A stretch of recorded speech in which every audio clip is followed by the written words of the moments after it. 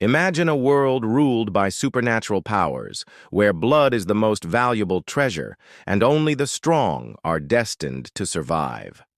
In this dark reality filled with secrets and monsters, an ordinary individual suddenly finds himself trapped in forces he cannot. This newfound power doesn't bring safety. It brings danger.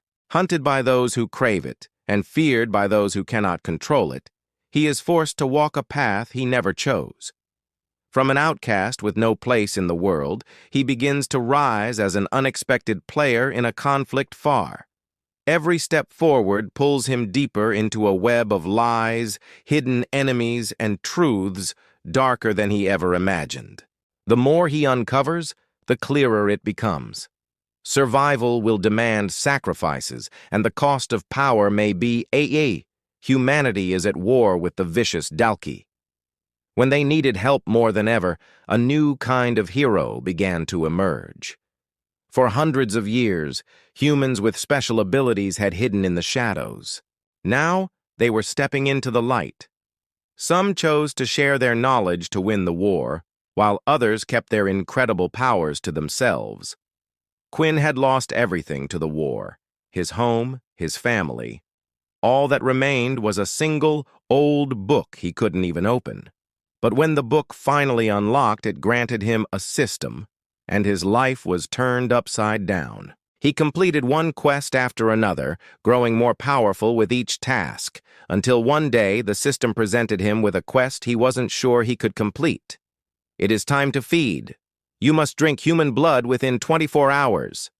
Your HP will continue to decrease until the task has been completed. The scorned and the broken. "Try not to die by tripping over yourself, Quinn," a boy shouted down the hallway, erupting into a fit of laughter. Quinn ignored the cruel taunt, continuing his walk down the school corridor. The harassment was a daily ritual, but it never lost its sting. A familiar desire for retaliation bubbled up inside him, and he couldn't hold it back. He slowed his pace and stopped, pushing his crooked, heavily worn glasses back up the bridge of his nose. The taped-up temples and lopsided frame screamed for a replacement, a fact that was painfully obvious to anyone who looked at him. He turned, raising his middle finger in response to the slander.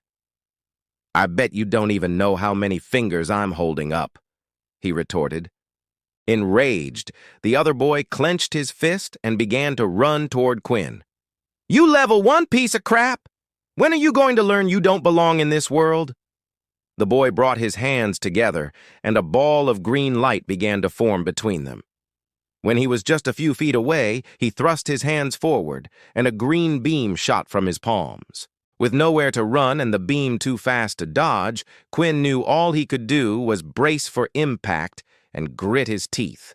The light slammed into him, lifting his body into the air and sending him flying backward, crashing into the far wall of the corridor. "What's going on?" a student among the quickly forming crowd asked. "Are they fighting on the last day of school?" Students immediately gathered, eager to see the spectacle.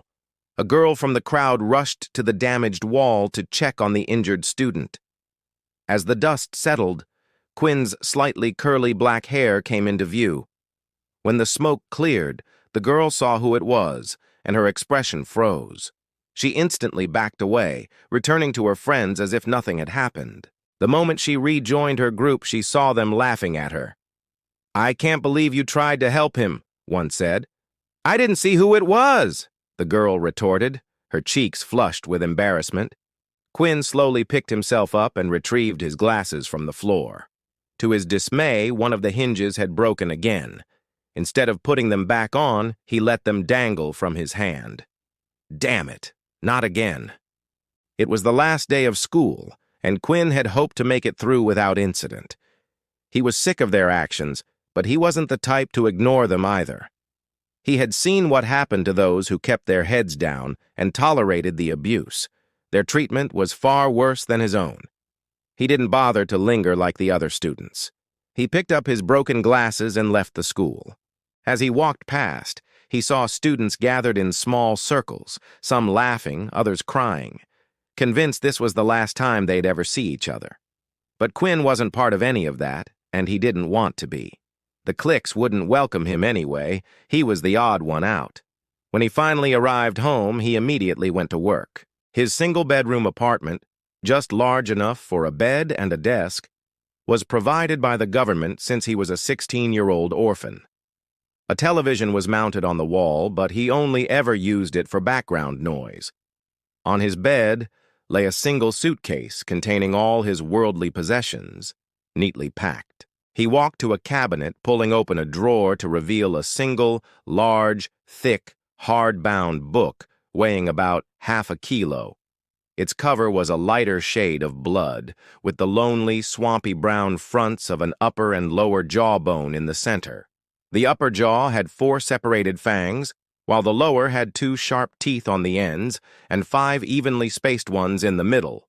"Let's try again today," Quinn said, lifting the book and placing it on his desk. He went to his bag and pulled out a small test tube half filled with a colorless liquid. "Test 112, hydrochloric acid. Let's see how this goes." He slowly poured the liquid onto the book, but there was no reaction. He continued to pour the rest of the contents, but the book remained unchanged. Carefully, he examined it, jotting down the results in his notebook. Despite his efforts, the book looked exactly the same as always. "Another failure. Why won't you open? Why did Mom and Dad even have this thing?" He had tried 112 different ways to open the book, yet it wouldn't budge. He had tried burning it, cutting it, and melting it, but nothing worked against its seemingly impenetrable durability. Lying on his bed, he turned on the TV for its sole purpose, creating background noise. He never paid attention to what was on, but the sound of other voices made him feel less lonely. The TV was broadcasting an ongoing news program. "The peace treaty with the Dalki race has lasted for 5 years now, but officials are saying that tension is rising once again. We must prepare for another war." The word war had been a constant on TV ever since the Dalki first appeared 30 years ago. They had a human-like physique, but their bodies were covered in scales, and they had tails like dragons. With no clear reason for their arrival, they immediately demanded humanity's resources and wanted to use them as slaves. Humans, of course, fought back, but they quickly learned that their modern technology was useless against them. Bullets couldn't penetrate their skin, and their airships made tanks obsolete. Everyone, regardless of gender, was told to fight for their planet, including Quinn's parents. The war raged for years, and Quinn grew up never knowing what his parents looked like. When humanity was on the brink of defeat, a select group of people with special abilities came forward. They began sharing their knowledge, hoping to turn the tide, and thankfully, it worked. Still, the Dalki were strong, and an endless stalemate led to the signing of a peace treaty 5 years ago. But human greed got the better of them. Instead of sharing these powers with everyone, high-ranking government officials kept them for themselves. Only the wealthy could afford powerful abilities, while everyone else was left with scraps. It was a grim necessity. Poverty had taken over the world, and people with newly acquired powers were using them uncontrollably. When his parents died, Quinn was given nothing. The government paid for his living expenses while he was in school, but that was it. When he was 10, an agent appeared at his doorstep and handed him a book. It was the only thing his parents owned, passed down to him after they died. "Why is the world so unfair?" he muttered, lamenting his situation. He got out of bed and walked to his desk. He picked up his broken glasses and decided to fix them. He noticed one of the lenses was slightly out of place and tried to push it back into its frame. "Come on, just get in!" he shouted, his frustration boiling over as he furiously struggled with the lens. Suddenly, the lens crumbled into pieces, and one of the plastic shards created a deep gash in his thumb. He screamed, kicking the table. "Why does the world hate me?" After a moment, he calmed down and began to clean up the broken pieces. He noticed a shard had landed on top of his book. As he removed it, a drop of blood from his thumb landed on the cover. The object on the book's center began to glow. The book itself started to float, hovering until it was at eye level. Quinn darted back and away from it. The glow made his small room feel even emptier, illuminating the solitary bed and desk. What the hell is happening? The book started to emit a blinding radiance, shaking uncontrollably. A few seconds later, it finally opened, pages turning one after another. Quinn was in a deep trance, unable to look away. The words written on the pages were in a language he had never seen, yet for some reason, he could understand them. When the book reached its last page, it began to disappear, gradually turning into dust. At the same time, his body felt weak. His vision started to fade, and his eyes fell shut. But just before he passed out, he heard a single message. "Congratulations, you have been granted the Va." He couldn't maintain consciousness long enough to hear the final word. Quinn passed out. Gradually, Quinn's eyelids fluttered open, and his vision returned. His head felt heavy, and his body was slightly sore. He lifted himself off the ground, gently touching his head to see if he was injured. "Why does my head hurt so much?" he thought, bewildered. He found his glasses on the floor and, out of habit, put them on. He felt disoriented and his vision became blurry. He took them off, realizing his vision was only hazy with the glasses on. "Wow," he thought, rushing to his desk to grab a pencil. He drew the letter A on the wall and stepped back all the way to the other side of the room. The A was still there and he could see it perfectly. "What? But how?" Quinn said, his mind blown. Somehow his vision was now perfect. He had lived his whole life with terrible eyesight, yet now he could see clearly. His mind replayed the events leading up to his collapse. The more the memories flooded back, the more one thing stood out. The book. Panic began to build as he surveyed the room. The book was gone. The book! Where the hell's the book? He searched everywhere, but it was nowhere to be found. The book's disappearance from his small room was baffling. "Where's the damn book?" he lamented, imagining it hiding in a corner, silently enjoying his misery. "Maybe it's like my socks. They go missing all the time. Ah, don't be stupid. This is a book, not a sock," he muttered, trying to reason with the uncanny comparison. Quinn tried to remember what had happened just before he collapsed. He recalled the book hovering in the air, and then, just before he lost consciousness, he heard a few words. What was it? He thought. A type of system message? The system appears. As soon as he uttered those words, a status screen appeared right before his eyes. User Quinn Talon. Race human, level 1, 0-100 X, HP 1010, Strength 10, Agility 10, Stamina 10. "Whoa," Quinn said. It was just like the old games people used to play before the world was endangered by alien creatures. He noticed more tabs at the top of the screen. He just had to think about them, and the screen automatically switched to the Skills tab. Skills, 0 skill points available. Skill locked? Skill locked? It was strange, but his curiosity compelled him to play along. His life was normally defined by boredom. He had no friends and was the loneliest kid at school. On the Skills tab, everything was locked and grayed out, so he quickly moved on to the next tab. Shop. Shop. Unlocks at level 10. Can I do anything? He wondered. The last tab was Quest. Finally, a tab that wasn't locked. Main Quest. Reach level 10. Daily Quest. Drink 2 liters of water. Reward 5 exp. A new reality. After checking everything, he thought about closing the system, and it vanished. When he thought about opening it again, the screen immediately popped up. A new idea formed in his mind. The book his parents left him was an ability book. These books could often be bought from the military or corporations for exorbitant prices, and some were even sold on the open market. He had only heard whispers about them from other students, never having seen one himself. However, he had never heard of an ability book that vanished and gave the user a system. Ability books were meant to be studied manually. They weren't something one could pick up and instantly understand, and they certainly didn't appear as a screen.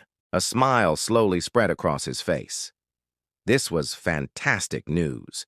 He had always been a level 1 ability user because he couldn't afford a book. Now he had something he could use. His mind raced with possibilities. He had things to practice, things he had never done before. The book would help him, he thought. Water bending. Come on, Quinn said, raising his right palm toward the kitchen sink, expecting water to gush from the tap. Nothing happened. Okay, next. Wind, out. He tried again, but still nothing. After trying every ability he had ever seen before, he realized he couldn't perform any of them. He dejectedly sat on his bed. What the hell is this useless thing? Is it really just a system ability? He thought about it for a while. If it truly was like a game, then perhaps by completing quests, he would grow stronger and unlock new skills. He had heard students at school talk about these games, passed down from their parents as antiques. Maybe he was wrong to treat it like a regular ability book. Ability books didn't disappear into thin air. Usually, ability books were based on one power. It was crucial to choose your first ability book carefully, as a normal human body could only handle one attribute. For instance, if you got fire as your first ability, you could only acquire fire-related skills. But this book was different. He felt it. What kind of ability book could completely heal his eyesight? Quinn opened his mini fridge and grabbed a bottle of water. He began to down them one by one. Damn! How much is 2 liters? My belly feels like it's going to burst. After finishing his 4th bottle, the screen popped up with a new notification. Daily Quest Complete 5 XP has been granted. Fiv 100. Well, at least I know how the system works now, Quinn said, a hint of satisfaction in his tone. A loud knock startled him, and he almost dropped the empty bottle. It was the knock of a real soldier. He dashed to the door and opened it to find a large, muscular, bald-headed man in a black military uniform, signifying the Earth attribute. Several medals adorned his chest, and his name tag read Sergeant Griff. Boy, it's time for you to vacate your room immediately. The vehicle has been waiting outside for 5 minutes already. With everything that had happened, Quinn had completely forgotten about moving today. It's time for you to head to military school, Griff announced. A world of levels and lies. Due to the war with the Dalki, every individual was required to attend military school for 2 years. Although humanity and the Dalki were in a period of peace, no one believed it would last forever. The Dalki were not to be trusted. Their hunger for power and their desire to control creatures they considered beneath them could hardly be contained. Every day, news reports warned of rising tensions. Quinn quickly went to the bathroom, his bladder feeling like it would burst from all the water he had drunk. Once he stepped outside, something strange happened. A new notification screen appeared before his eyes. Your body is being hit by direct sunlight. You are affected by the sunlight. All stats will be halved while you are exposed to the sunlight. Suddenly, his body felt incredibly sluggish, as if he had just run a marathon. His arms and legs were heavier than usual. Quinn inspected his status while Sergeant Griff gave him a strange look for stopping. "Are you okay, boy?" the sergeant asked, ready to apprehend him if he tried to flee. But Quinn wasn't listening. He was too busy looking at the screen, which showed his stats had been cut in half. His HP had been drastically reduced as well. HP 5-5. Strength 5-5. Stamina 5-5. Agility 5-5. What kind of drawback is this? Quinn wanted to shout, but he was still aware of his surroundings. "Quinn?" the sergeant called out again. He was still staring at the screen when another notification appeared. You have received a new quest. Daily quest. Avoid direct sunlight for 8 hours. Reward 5 exp. Quinn's mood lifted instantly. This was something he could easily do just by sleeping. If the system worked like the games he had heard about, once he earned 100 exp, he would level up and increase his stats. The more daily quests he got, the better. "What are you doing walking so slowly? The school will eat you alive if you carry on like that," Sergeant Griff bellowed, pulling him from his daze. Quinn reached a large bus parked outside his apartment. He entered and saw it was already full of students his age. Griff stood outside, his hands behind his back. Quinn turned back and saw him, rigid as a stone statue. He turned back to the bus, relieved that he didn't recognize any of the students. They must have come from different schools. With a fresh start, maybe the bullying would stop. Maybe he could even make some friends. He took the only available seat at the front. The screen popped up as soon as he sat down. Stats have returned to normal. Avoiding direct sunlight meant his stats would instantly return to normal. He was happy about that. His body felt invigorated again, as if a heavy weight had been lifted. Well, at least it looks like it's only direct sunlight. The students were all talking excitedly, but the chatter stopped as Sergeant Griff boarded the bus. "All right, it's time for us to head to the military academy," he announced, signaling the driver. The bus rumbled to life and began to move. Silence fell over the students. If anyone started to speak, Griff would glare at them until they fell silent. He didn't have to say a word. Everyone understood. About 10 minutes into the journey, another message appeared. "A substance in the air has been detected. You are feeling sleepy. Resistance +1. Quinn found this strange and looked around the bus. Half the students were already asleep and the other half were drowsing off. He tried to fight it, but his body grew heavy and his eyelids shut. At last, even Quinn felt dizzy as sleep overcame him. "Your resistance to the substance has increased. Resistance +1. Then, he heard the sound of loud footsteps approaching. He looked up to see Sergeant Griff standing over him. "Looks like a few of you were able to resist the sleeping gas. Guess we'll just have to bag you." A black bag was thrown over his head, covering his vision. The gas slowly overpowered him. His hand fell limply to his side, and he passed out. A splash of cold water immediately jolted Quinn awake. The only thing he could see was a greenish smoke filling the air. He and several other students lifted their heads, looking around in confusion. 500 students stood in an open, strange field. "This is where you'll spend the next 2 years of your life," Sergeant Griff's voice boomed. In front of them were 3 massive, futuristic buildings, sculpted entirely from glass, each at least 60 feet tall. But that wasn't all.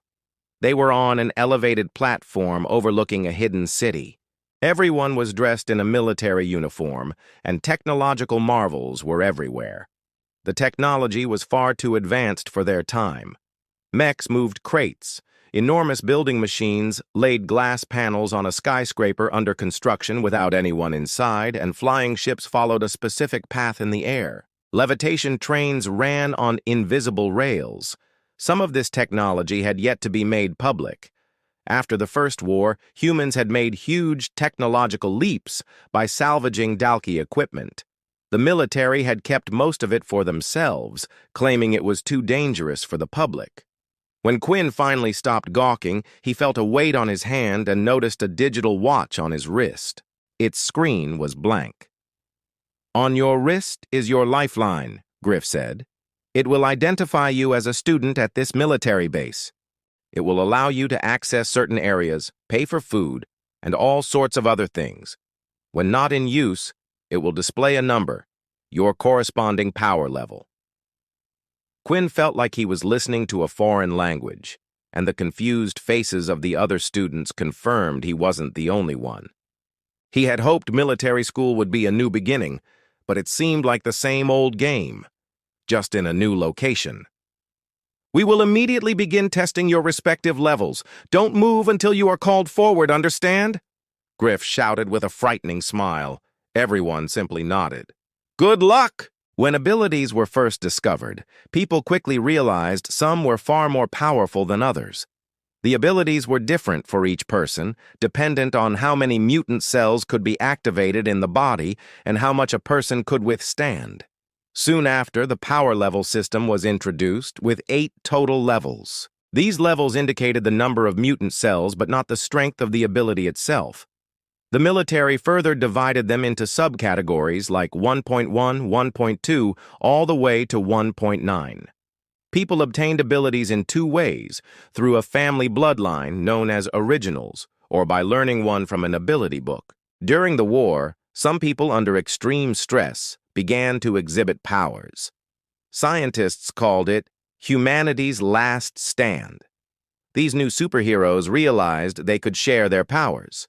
They wrote down how they accomplished this, creating the first ability books. After the war, the books were no longer distributed freely. They were sold. The first ability users realized their powers put them at the top of the food chain and wanted to profit. The military kept the most powerful abilities for themselves.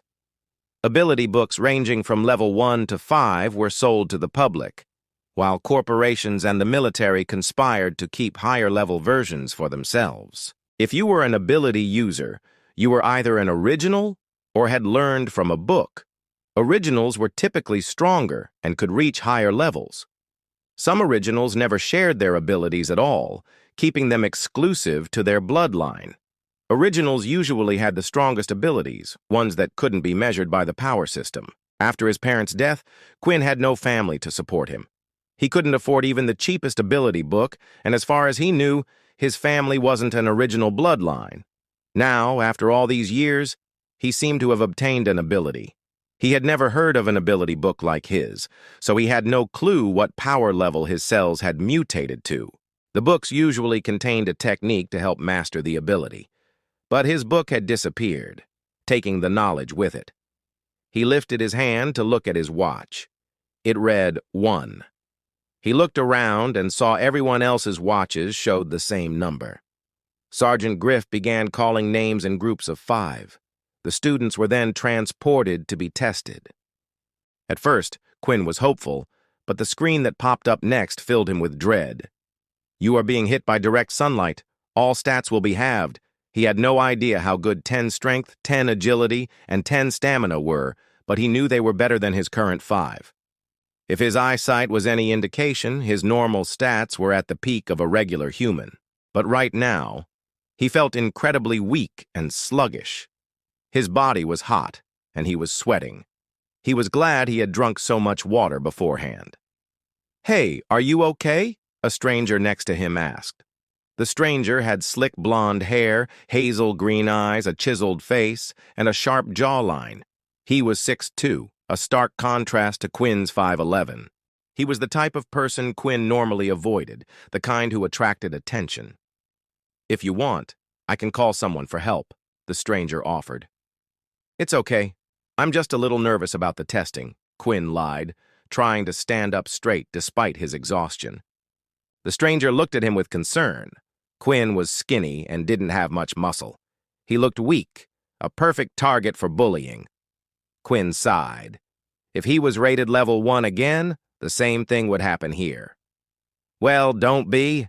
I'm quite strong, you know. If anyone messes with you, you can come and ask me for help," the stranger said with a smile. Quinn smiled back, but he felt uneasy. He didn't get along with optimistic, outgoing people. He didn't get along with anyone, but he found it hard to dislike this boy, the first person to offer him help. "The name's Vorden, by the way," the boy said, offering his hand. Quinn looked at Vorden's hand. It was the first time in his life someone had treated him like a normal human, but he was afraid it would change once his low-level ability was revealed. For now, though, he just wanted to forget about that. "My name's Quinn," he said, shaking Vorden's hand. "Use of an ability has been detected. The ability has been rejected." Quinn looked at the messages strangely, then noticed Vorden hadn't let go of his hand. The message repeated. Use of ability had been detected. The ability has been rejected. Quinn pulled his hand back forcefully. The system was telling him Vorden had tried to use his ability on him. Vorden had a puzzled look on his face. "What is your ability?" Vorden asked. Quinn paused, wondering if he should answer. He wanted to see Vorden's true reaction. "I don't have an ability." The puzzled look on Vorden's face was replaced by a look of dissatisfaction. He seemed to have more questions, but before he could say anything, Sergeant Griff made an announcement. "Next group, Quinn Talon, Vorden Blade, Peter Chuck, Layla Monroe, and Aaron Healy. Come to the front to take your test." Testing their limits. The 5 students walked toward the sergeant. Besides Quinn and Vorden, there was Peter Chuck, a small fidgety boy who looked nervous. He was the spitting image of Quinn, with a small frame, glasses, and scruffy brown hair. The other 2 were girls. Layla had short brown hair, a tall figure, and a bow on her back. This surprised Quinn, as most people didn't carry weapons these days, except for a rare group called Pure. They believed abilities were a blight on humanity and used weapons instead. Quinn had only heard stories about them. Erin, on the other hand, was stunningly beautiful, with long golden hair and perfect proportions. But her expression was cold and neutral, and she walked with a stiff posture. The awe on the other students' faces was lost on her. As Quinn walked to the front, he realized he didn't recognize anyone, and they didn't seem to know each other either. He assumed this was intentional. Their group stopped behind another, waiting to be transported. Vorden walked around, shaking hands with everyone in the group with a confident smile. Most of them accepted his greeting, except for Erin. She just stared at his outstretched hand, then turned her gaze away. "Come on, you don't have to be like that," Vorden said, placing a hand on her shoulder. It was a terrible mistake. Erin moved faster than anyone could react. She grabbed his wrist and twisted it, and specks of ice crawled up his arm, beginning to freeze it. They were making a scene, and everyone gleefully watched. "Wow, she has ice abilities," one boy said. "Isn't that very rare? I would let her freeze me any day." "Stop it, you two," Griff barked. "If you have that much energy, save it for the test."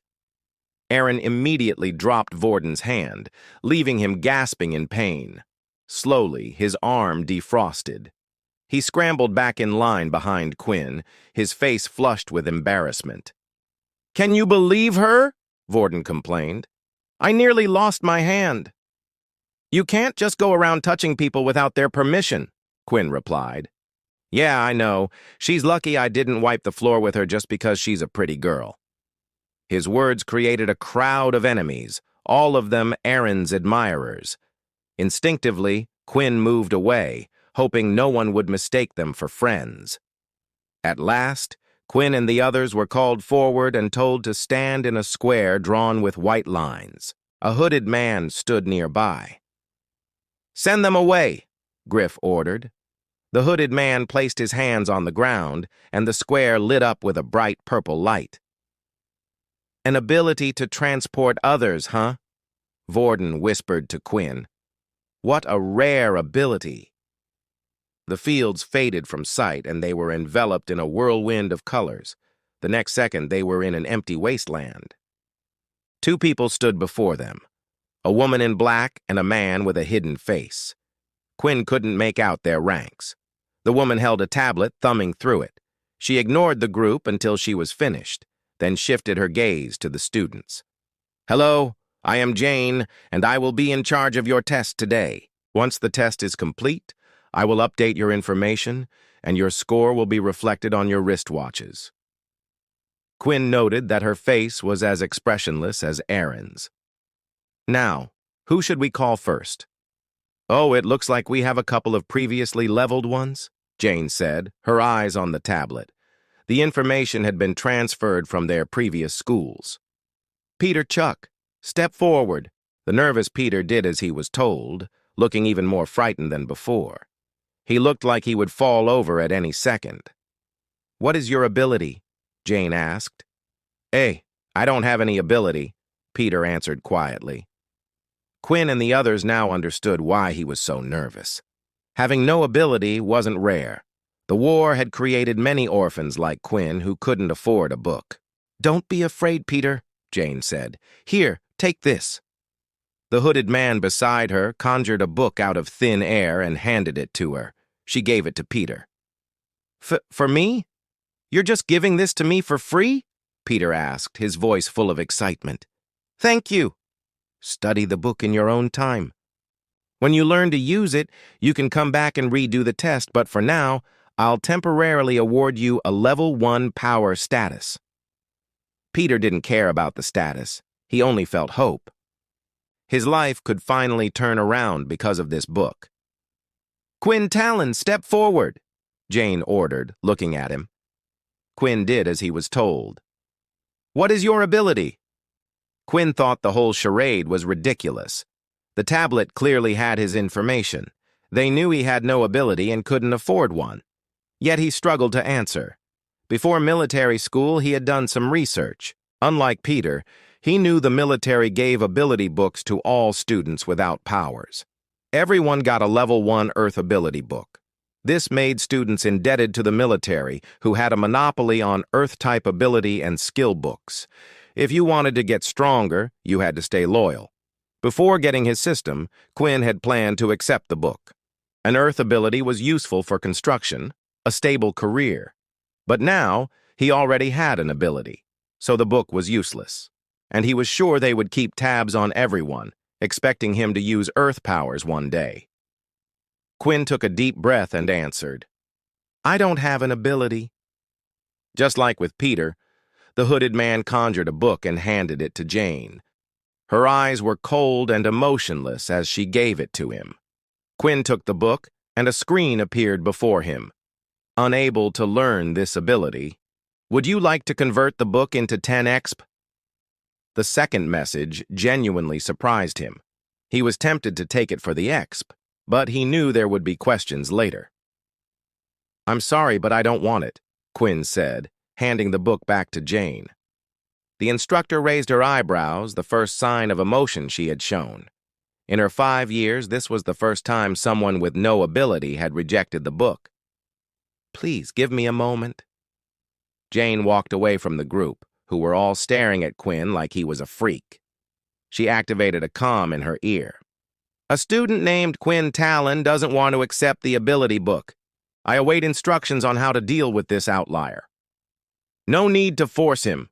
Just let him take the test and report back if he shows promise," the mysterious man on the other side instructed her. The tests. After the call, the man checked Quinn's file, puzzled. The student had no ability and no connections to the pure group. "Let's see how long you can survive in this cruel world, Quinn," the man said to himself, leaning back in his seat. Jane returned to the group. "Apologies for keeping you all waiting," she said stiffly. She turned to Quinn. "Although you don't wish to accept the ability book, you're still required to take the test." Quinn thought it was a bizarre request. It felt like they wanted to humiliate him for refusing their help to make him feel small enough to beg for the book later. "Please follow me." Jane led him to a field with huge craters and scorch marks. "Please proceed to destroy the targets in front of you as quickly as you can," Jane instructed. "The test will begin immediately." 3 metal targets with red dots popped up. Quinn's perfect eyesight was suddenly a blur in the distance. He realized it was because he was in the sunlight. He had no choice but to slowly run to each target and punch it. His time was incredibly slow. Next was the strength test. He had to punch a huge drum-like machine. Quinn gave it his best shot. "Strength 5, Jane announced, noting it on her tablet. The final test was a circular machine that fired holographic spikes. He had to avoid them for as long as possible. The machine sped up, firing more spikes, and Quinn eventually got hit. "Agility 5, Jane announced, noting it down as well. Quinn realized there was a link between his scores and his stats. He sighed internally. If only he could have taken these tests at night, he would have doubled his scores. But if his ability was truly about evolving, he could always try again. "Quinn Talon, your overall current power level is that of a level 1 ability user," Jane informed him. He clenched his fist and returned to the others. He knew the days ahead as a level 1 user would be harsh, but he hoped that would change. Layla was next. She had a beast weapon, a bow made from the body parts of a beast. This was the first time Quinn had ever seen one. When the Dalki War began, humanity had learned to travel to other planets to find beasts. The stronger the beast, the better the weapon. It was strange that someone so young had one. Layla stood in the center, and unlike Quinn's test, they waited until she was ready. When the test began, 5 targets appeared. She knocked 5 arrows, shooting them all at once. They flew fast and strong, then split off, each heading for a different target. "What a good combo," Vorden said. "She has a weak telekinesis ability, so she uses it with the bow to control the arrow's movements." All 5 targets were hit instantly. The beast weapon had made her weak ability strong. On the strength test, Layla didn't do as well. She used her powers to speed up her punch, but her score was only an 8. She also did poorly on the agility test, relying on her ability to block the holographic spikes, which had no effect. She scored the same as Quinn. "It looks like you have the ability level of a level 2 user," Jane said, and the number 2 appeared on Layla's wrist. Layla was clearly unhappy, stomping back to the group. Quinn thought it was unfair. With her bow, she could easily beat some level 3 or 4 users. He realized the academy only measured raw ability, not fighting prowess. Erin was next. She walked forward confidently and stood in the center. She formed an ice spear and threw it at the first target, hitting it dead on. She did this one after another with incredible speed. On the next test, she was even more impressive. She gathered ice in her palms, and after a minute, a huge ice column shot from her hands, hitting the drum. The number went up to 50. "No wonder she's so confident," Vorden said. Quinn realized it was a good thing they didn't fight. On the final test, she was told not to use her ability. She moved swiftly, but eventually the machine got too fast and she was hit. "Impressive," Jane said. "Best result so far, power level 5. Erin walked back as if she had known all along. Finally, it was Vorden's turn. "Time to show you what I got. Wish me luck." Quinn was surprised to find Vorden was talking to him. Vorden winked and walked to the center. Could that idiot actually be strong? Quinn wondered. When the tests began, everyone's mouths were agape. Vorden did the exact same thing as Erin on every single test. He used the same ice ability and performed just as well. "See, I told you I was strong," Vorden said, showing his new friend the number 5 on his wrist. What was Vorden's ability? Quinn thought. When Vorden tried to shake his hand, the system said his ability was rejected. If it was ice, surely his hand would have frozen. Unless Quinn had an ability that blocked powers, which was highly unlikely. Vorden had also seemed surprised, asking about his ability afterward. Then Quinn had another thought. Why was Vorden so eager to shake everyone's hand? He remembered Vorden touching Erin's shoulder after she refused his handshake. It wasn't a coincidence that they both had the same powers. Vorden's ability must be able to copy others. It didn't work on Quinn because his ability wasn't straightforward. "Hey, Vorden," Quinn whispered. Are you able to copy other people's abilities?" Vorden smiled. "I'm surprised you figured it out so fast. How did you know?" "When you shook my hand, you seemed surprised that nothing happened." Vorden was impressed. It was far more likely that he had learned the ice ability from a book, but the power to copy wasn't available in ability books, which meant only one thing. "Are you an original?" Quinn asked. Vorden didn't say anything but gave him a wink, confirming Quinn's suspicions. Vorden was an original, from a family that kept their powers to themselves. He was someone who could easily surpass level 8. After the test, the hooded man teleported the students to the front of the academy, the tallest building in the city. 10 teachers stood waiting, and more students were teleported in front of them as they finished their tests. "Okay, you all need to follow me as I take you around the school," said a middle-aged man with curly blonde hair and glasses. His name was Dell.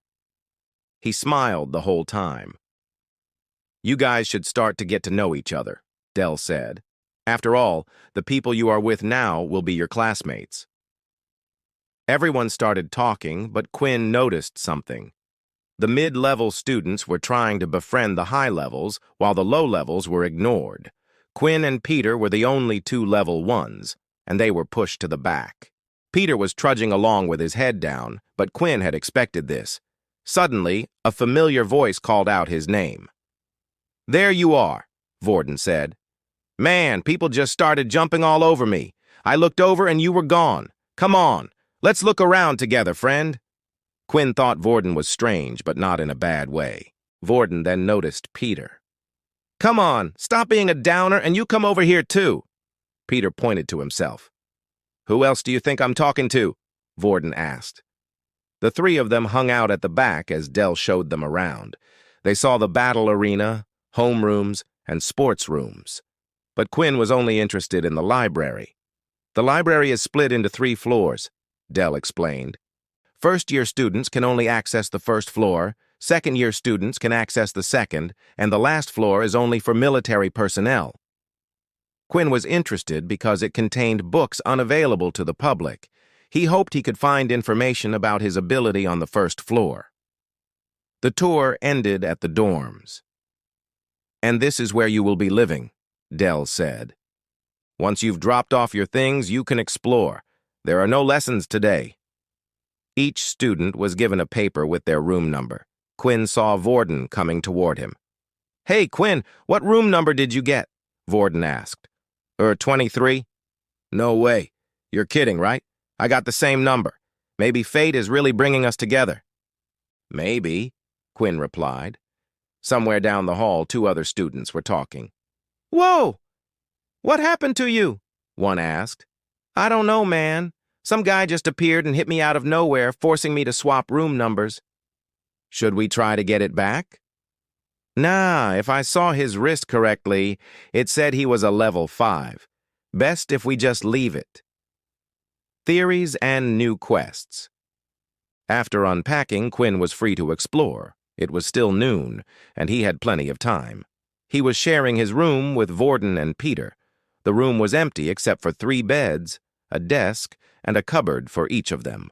Students were expected to spend most of their time studying or practicing, not on pleasure. What do you guys want to do?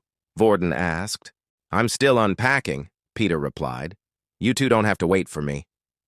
Peter had opened up a little, likely feeling comfortable around Quinn, another level 1. I was thinking of heading to the library, Quinn said. That will probably be too boring for you. Boring? I can make anything fun. Besides, I haven't read a book in... Vorden paused. I can't even remember. The 3 of them laughed, and Vorden and Quinn decided to go to the library. The first floor was already busy. Quinn saw round desks with a glowing orb in the middle. Ah, you're wondering what that orb is, Vorden said. Looks like they don't have them at public schools. If you touch the orb, you create a space where only those invited can be heard. This way, people can talk without disturbing others. Technology sure has come a long way. They chose a table with 2 other people sitting on the other side. As Vorden explained, Quinn saw them talking, but couldn't hear a word. The orb's range seemed limited to the table. Quinn looked for books about abilities. Vorden picked a random fiction book. They sat at their table, and Quinn began to read. After several books, he found nothing new. He already knew about most of the abilities, and none of them were like his. Vorden noticed the kind of books he was picking out. What's with all the books? Are you looking for something in particular? Quinn thought about it. Vorden wasn't an academic, but he knew a lot about abilities because of his own. I was trying to decide what ability to get since I turned down the school's offer. Oh, right. I forgot. I thought you might have been one of those pure members. Turns out you just didn't want to be a military dog. Vorden replied. Well, is there anything specific you're looking for? Not really. But there was something interesting in one book. Have you ever heard of an ability that gets weaker in sunlight? Vorden burst out laughing. What are you, crazy? I've never heard of something like that. Abilities are things our bodies learn. But for one to get weaker because of the sun? Sounds like you're a vampire or something. Quinn felt a little embarrassed, but it was true. In direct sunlight, all his stats were cut in half. He continued to look around, then looked at the second floor, where second-year students were. Maybe there's something up there, but I can't imagine what the academy would do to me for breaking the rules. He eventually ventured into the fiction section, and a title caught his eye: The Truth About Vampires. Vampires were fairy tales, myths. Even with the emergence of powers, no one claimed to be a vampire. But Quinn couldn't help himself. He began to read, hoping to find something he could relate to. Most of it was useless. Vampires had to drink blood. Some could turn into bats or cast illusions, and others were skilled with swords and hypnosis. Quinn had none of those things. The only thing he could relate to was being weaker in the sun. He decided to close the book. Ding. You gained more knowledge about the system. 10 XP received. 15, 100 XP. It couldn't be, could it? Quinn stared at the message, rereading it. Did I get XP from reading that fantasy book? He had to test it. He picked up another fantasy story. Reincarnated into a human, and skimmed through it. When he closed it, there was no reaction. He picked up another vampire book. The same thing happened. He theorized that he had gained so much knowledge about abilities that the system gave him a delayed message. But there was a second possibility, one he didn't want to believe. He didn't want to believe that the vampire book was related to his system. When he finished, he noticed Vorden had disappeared. He must have gotten bored and gone somewhere else. He looked outside and saw the sun was setting. He had been in the library for 6 hours. Just as he was about to leave, another message appeared. Daily quest has been completed. Avoid direct sunlight for 8 hours. 5 XP has been awarded, 2100 XP. Quinn had completed his second daily quest. The bus ride was 2 hours long, and with the time he spent indoors, he had completed the task with ease. Each notification gave him a sense of satisfaction, seeing the number creep closer to 100. He couldn't wait to see what would happen. His best guess was that he would level up. The only thing he wished for was a faster way to level up. With just 2 daily quests, it would take days to reach level 2. He left the library and decided to head to the battle arena to test a theory. As he walked down the hallway, he saw a kid being pushed against a wall by another student. The boy on the wall had already been hit. So it started already, Quinn thought. He saw the number on the boy's wristwatch, 1.2. The bully was weak himself, which was rare. Then Quinn realized who was against the wall. It was Peter. He hadn't recognized him at first. Quinn debated whether to get involved. He hated bullies, and he was likely to be a target himself soon. He also wanted to test his current strength. The bully was only level 1.2. He had found the perfect guinea pig. The bully lifted his fist again. "You think you can just bump into me like that and say sorry?" he shouted, swinging. Quinn pretended to fall and bumped into the student, causing him to stumble and miss. "Quinn," Peter said, looking up. "What the hell was that for?" the bully said, looking at Quinn. He saw the number on Quinn's watch, and his confidence surged. "What the hell is a level 1 piece of rubbish like you doing?" "I was waiting to see how long it would take for someone like you to appear," Quinn said. "It seems I lost a bet with myself. I thought it would take at least a couple of days." "And what do you think you're going to do about it?" Peter was worried. He knew Quinn had no ability, and the bully did. Peter had been hurt his whole life and didn't want to be hurt anymore. This was just how the world worked. The strong bullied the weak, and the weak bullied the even weaker. The bully had found someone weaker than him, and he wanted someone else to feel his pain. Quinn noticed the student holding his hands behind his back. The next thing that happened confirmed his thoughts. An ability has been detected. Initiating battle mode. New quest has been given. First fight, power level 1-2. Win the fight to gain 50 XP. A huge grin spread across Quinn's face. This was how he was going to level up faster.